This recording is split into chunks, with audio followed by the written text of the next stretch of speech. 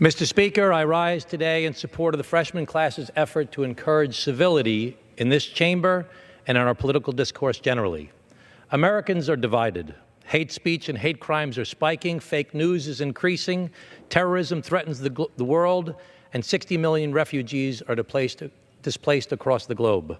The public is convinced that elected officials don't seem to get much done regarding the shrinking middle class, immigration reform, climate change, gun violence, and a whole bunch more.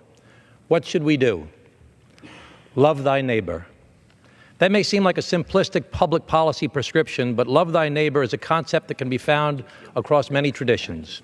If we're going to get Republicans and Democrats to actually come together as people of goodwill in search of the common good, it's going to require us to rely on some shared principles.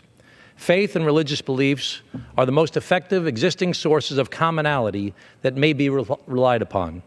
If people of different political philosophies actually believe that their opponents were similarly motivated by a common set of values to love thy neighbor, I believe we'd get a lot more talking and problem solving and less yelling and screaming. Even non-religious Americans have a fundamental belief in the religion-based concept of love thy neighbor. Discussing issues civilly and rooted in shared faith and values will result in more good work being accomplished. The good news is that during the first 6 weeks, I've found that many of my colleagues seem genuinely inspired by their faith and their values. Maybe if we all agree to be civil and recognize that many of us are here motivated by the same command to love thy neighbor, we might be a little more effective. Thank you, and I yield back my time.